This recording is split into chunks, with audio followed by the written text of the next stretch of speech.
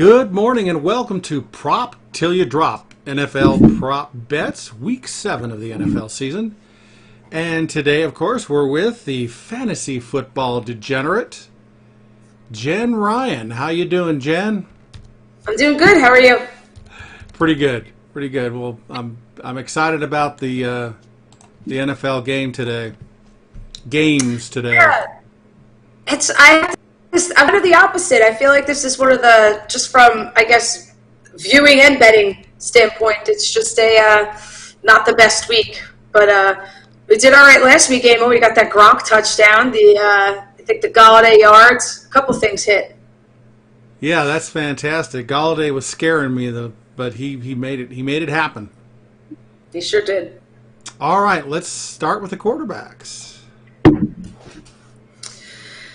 Yeah, so again, there's Josh Allen, and usually first thing I do is kind of look at his rushing props. But when I saw 1.5 touchdowns, I mean, look at that payout. It's gonna cost you some money. This is more a bet that I would kind of join in with another parlay. I feel really good about maybe another quarterback parlay. But 10.5 point favorites against the Jets and only 1.5 touchdowns. That's, for me, that's almost impossible to look past. He had a bad week last week, so maybe this is a good time to go with him. Yeah, a bit of an overcorrection, it seems like. Now, one quick question, since we're talking about Buffalo as a tight end question. A lot of the Buffalo tight ends are on COVID. They've only basically got 2, and Tyler Kroft is one of them, who had an 18-point game against, who was that, Los Angeles Rams in Week 3. Other than that, nothing. I don't even know, is there an over and under for him, or should we wait till we get to the tight ends? We could wait till we get to tight ends just because I have to log back in to get you that answer. But there might be something. But remind me when we get to tight ends. Please remind me. Okay, continue on. Sorry about that. Yeah. No, that's fine, and that's it's such a good point. Looking for the injury replacement, we're going to get a little bit when we get to the running backs. Beautiful. But yeah, so I also have Matt Ryan on here. I know 310 yards or 311 in this case can be intimidating. I would say don't be intimidated by this. It's a good line. It's going to be a good game. And Matt Ryan is just slinging the ball. So, again, it's a big prop, but I like it for this week. Emil, do you know what we have him at? Well, let's take a quick look here.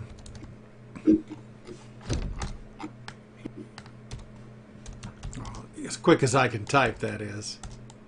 Well, I mean, they are, We have him at 255, but we have him as the 7th quarterback. So he'll have to come up, play better than the 7th quarterback, which, of course, he usually does when he has the big games. Oh, yes, and that's what we're looking for here against the Lions. Teddy Bridgewater, I wanted to find some kind of made-sense game, going back to New Orleans, playing his old team. I do feel that there's going to be some familiarity with the defense here. And Teddy's been up and down as any quarterback has been, but I saw the completions with basically an even money payout and 24.5, and I don't see why there's no reason that Teddy Bridgewater can't have 25 completions this week. It's just a line that jumped out, expecting a lot of passing, and again, expecting some familiarity with this defense. I cannot say that word for the life of me. Yeah, that does sound like a good one. And then my last one it's Russell Wilson. I mean, guy is the MVP. I would take the over on almost any, passing prop for him. So 1.5 touchdowns. Again, this is one, like, you can parlay Josh Allen's touchdowns and Russell Wilson's touchdowns, and I feel good about the outcome of that happening. Yeah, we're forecasting at 1.8 touchdowns in our system. Sure. So the two touchdowns is really all we need. Yeah. And then I like this parlay down here with between Stafford and Matt Ryan. It's a fun pivot off of that giant Matt Ryan 310.5 point line. It's just if you want some action in this game and you think Stafford could kind of go toe-to-toe with Matt Ryan this week, it's just a nice pivot. So Stafford over Matt Ryan in yardage. Yeah, more passing yards. Yeah, it's like I said, like a nice little hedge from that's cool. I guess that big bet. Yeah. And Wow. then Go ahead. I think we have our running backs next. Yes, Is that here right? we go. Running Running backs, if I can hit the button. There we are. Yeah, so the Gio Bernard, you know, a lot of people are going to be playing him in daily this week. There's no Joe Mixon. A lot of people are going to be looking at the rushing attempts. But when I saw his receiving yards at less than 30, I felt like – so they corrected for his rushing, right? His rushing prop is at 50.5, but 29.5, you'd almost feel comfortable taking, depending upon game script and the opponent, if Joe Mixon was still in the game. So this just looked like a line that felt like one that was low enough where I was going to just jump on the over. Yeah, I like that. That's good. So they adjusted the running, but didn't adjust the receiving that much. Not too much. I still think under 30 yards for a back that's naturally a pass catcher is someone to take a look at. And then, you know, this Latavius Murray prop, double-digit carries, I really, really like that here because, you know, look at Kamara last week. He was basically the wide receiver one on in terms of stats. So you've got a lot of points that are going to be in this game. No Michael Thomas. Maybe Kamara looks like that wide receiver one again. I mean, Kamara had 10 targets last week. And, you know, Murray, he's coming off of an 8-carry game, but prior to that, he had like 12 and 14 carries in his 2 previous games. So 9.5 just seems reasonably priced, especially with the updated or upgraded, I should say, Kamara receiving usage. Yeah, let's see if I've got the data. Boy, my eyes are going on me. Yeah, if he's had in the 5 games because of bye last week. Murray had 15 rushes, 3 rushes, 12 rushes, 14 rushes, and 8 before the bye against the Chargers. So, yeah, I think you could get over 10. That would be a good one. Yeah, 9.5. It just felt a little low. Yeah, Same for Clyde Edwards-Helaire, 87.5. I mean, so there's going to be snow projected in this game. We saw how much they used him last week when it was raining. We do have our Le'Veon Bell debut this week, but we just saw this bell cow usage with Clyde Edwards. It just doesn't really slow down. Even if Le'Veon Bell takes away a few opportunities, 87.5 for me for Clyde Edwards-Helaire in a weather game like this, which we have such a nice sample from last week with the weather and how much they ran the ball. It just again, it feels super low for me, and that's rushing and receiving. Yeah, I like the total yards, definitely. Yeah, they're and there's no pun when you said bell cow, right? No. I mean, he's there. I mean, he's going to pop up in our bonus parlay below. And then our last guy, Melvin Gordon, same thing. Other side of the ball in this game, expecting a ton of running. It's an even money bet, essentially. 71.5 yards. It just felt like a low enough line where I'm jumping on it this week. And that's a total. And then that's total yards for him as well. That is tempting. Yeah, 71.5. It is. It's like, you know, you see a guy who's probably going to get like 60% of the backfield touches, maybe even more. So it looks good there. And then for the parlay, what I tried to do this week was find 2 running backs that I felt like, you know, were nearly a lock to score, and then one of these like long shot darts. So Ezekiel Elliott, Derrick Henry, as you can see with minus 200 points here, they have a very, very good chance of scoring this week. And then I thought maybe the Chiefs welcome Le'Veon Bell to the team with a goal line look or two. So really this parlay for me is you're just betting on Le'Veon Bell to score if you feel as confident in Zeke and Henry scoring as I do. And it's got a really nice payout there at plus 660, plus 665. But scratch off, as we like to call it. The scratch off bonus parlay. I like it. Now that's tempting. Yeah, it's really going to be interesting to see that first week with Bell. Is he ready to go with their offense? Obviously, he should be in good shape since he's been playing, but that'll be fun to see what happens. Totally. All right, wide receivers, here we are. Yeah, so I feel like as I went through the positions this week, the props got just harder and harder to find. It's just not a great week. But Keenan Allen, 5.5 catches, that's always going to feel like a low line to me, no matter what. I think he's a lock to get at least more targets than that. So it's just one of those ones I like to jump on. Same thing with Galladay. We talked about him last week. I mean, as long as they keep his line under 80, I'm probably still going to be looking at it. I mean, 75 yards is a lot, sure, but it's really not a lot for Galladay. He's getting the deep targets. He's getting slot. I mean, he's all over, and he's just Matt Ryan is locked in on him. Robbie Anderson, again.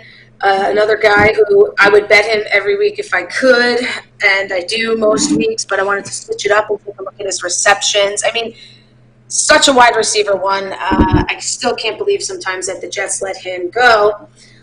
And then just Devontae Adams, I know we talked about him a lot last week in his first game back. He did not score last week. That touchdown regression is coming our way, so I went back to the well.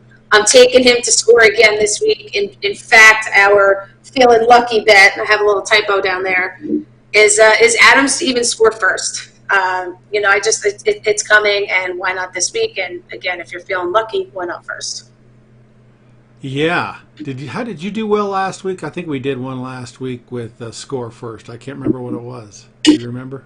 Oh, we had a couple score firsts, but Gronk was the one that stuck out. That was the big one that I remember when it happened. I was like, oh, we said there wasn't, if he was going to score, it was going to be in this big showdown game. So that was and nice. That's something. That's great. Interesting. Yeah. Okay, that'll be a fun one. Yeah, hopefully. Definitely. I expect Green Bay to play better this week. So yeah. Oh, definitely. Devontae. All right, off to tight ends. So tight ends. They're tough. We mentioned this a little last week. I feel like the touchdown, and this goes with fantasy too, tends to make the difference unless you have a guy who's such more of a factor in the passing game. But there's just not a lot of great prop exposure. So I had to do a little digging here. Truth sample. I mean, 3 catches and plus 120. I would take that on probably any player that's seeing, at least 50% of the team snaps. It's just a low number. Do we have data for sample, Emil, or is it still a little too soon for him? As far as what we haven't projected. Yeah, I'm just looking at his stats.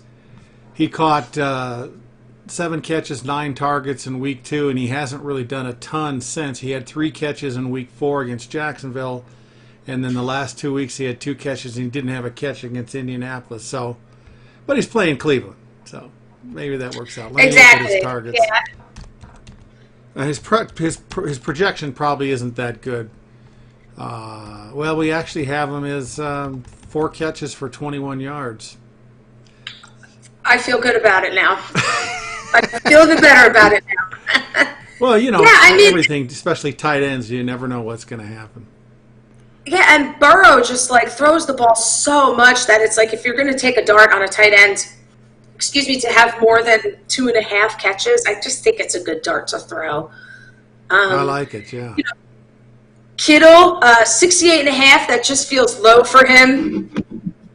And again, I was really just kind of digging for props here. And if there is just a tight end, it's Gronk or Kittle that you're super confident in taking their yardage totals. Any other tight end, there would have to be more factors involved. These guys, you almost feel good about it any game. Yeah, well, you never know what's going to happen. But obviously, we've had you've done this before on Kittle, and it's worked out by a ton. The last time he almost doubled his number that they had over and under.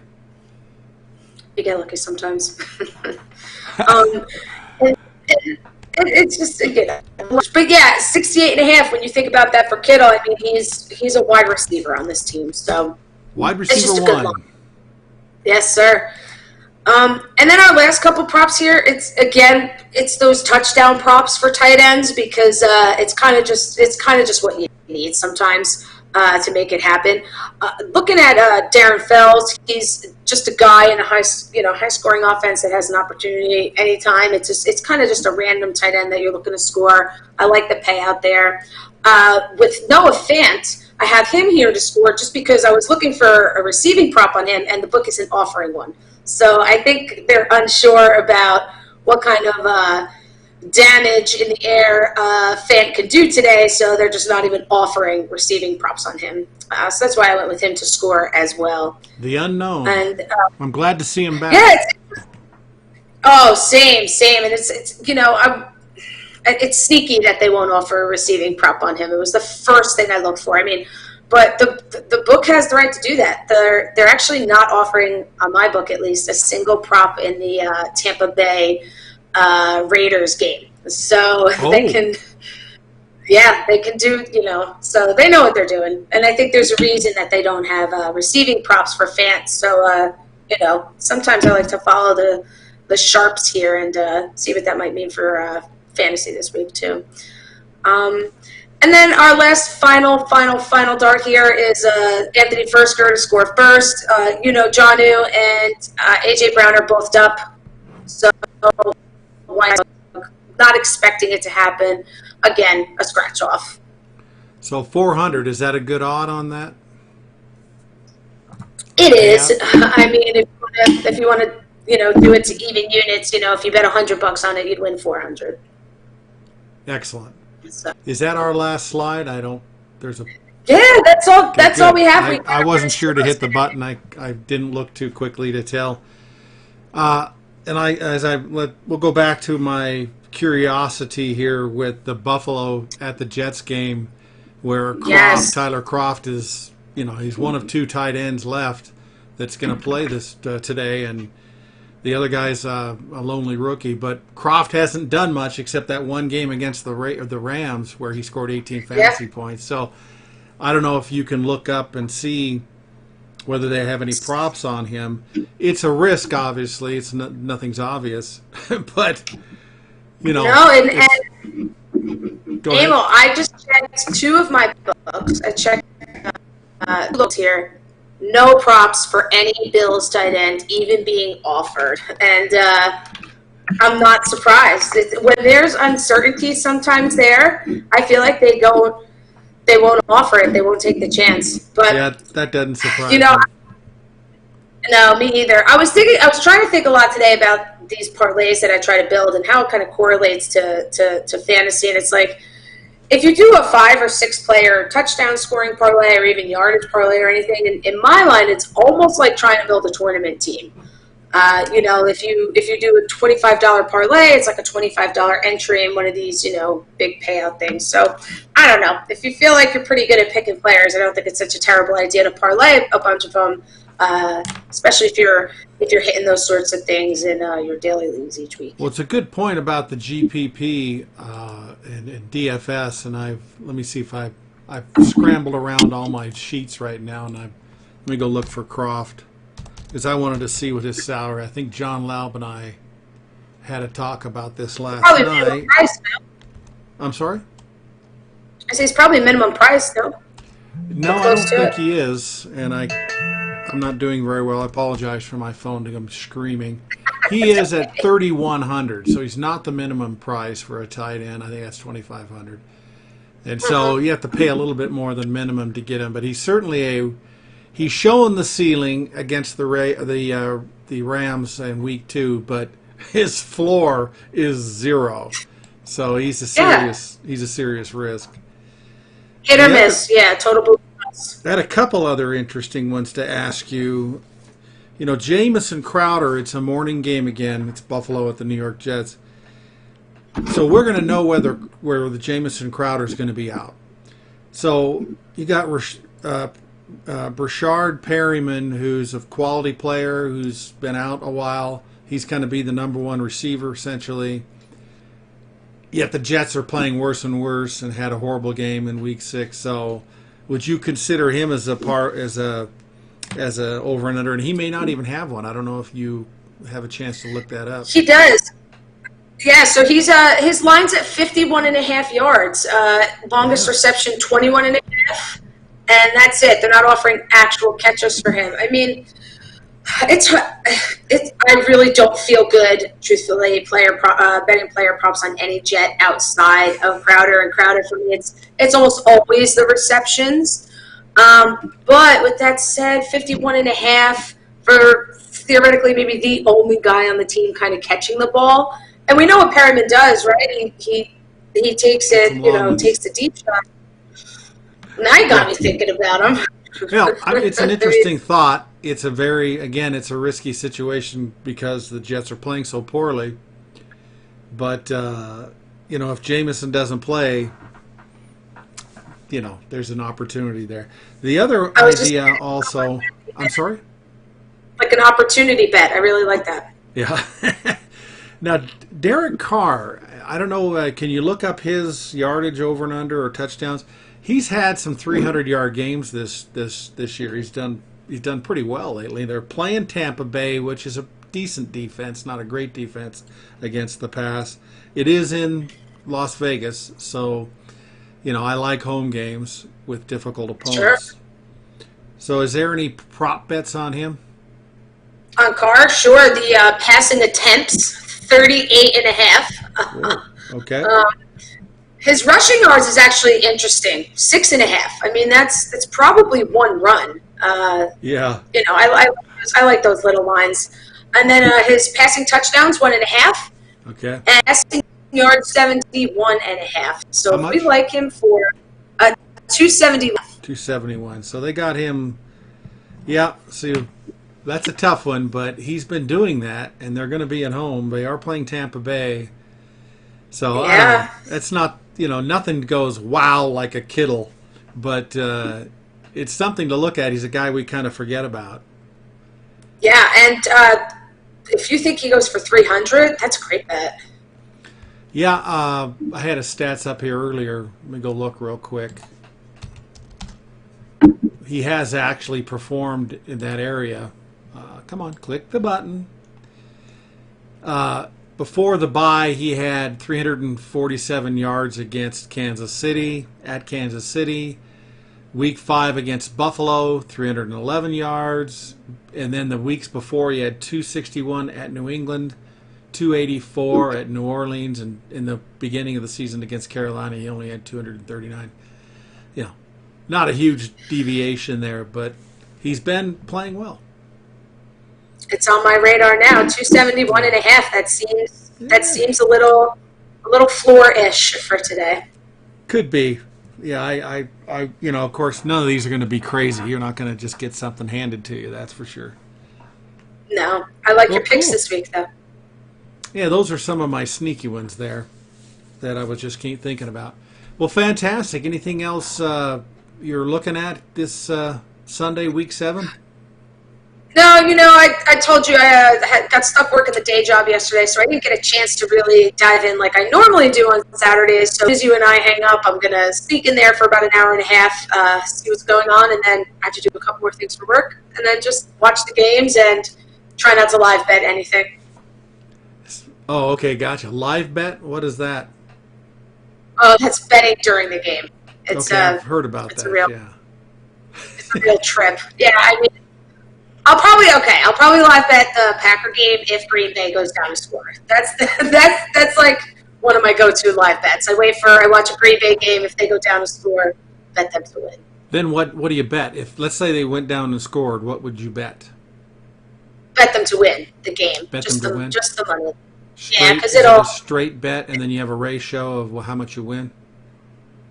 Yeah, exactly. So like when the game starts, maybe there isn't a favorite, but when a team, if the other team scores a point, that line kind of gets a little bit bigger. And with Green Bay, they're always a good bet to win.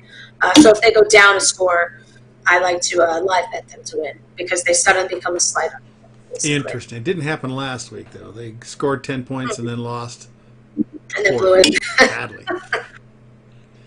Well, fantastic. This is a tough one, but it is. Very tough week. Excellent. Well, great. Well, thank you so much, Jen. Good luck, and everybody else, good luck in your prop bets. Thanks, Emil.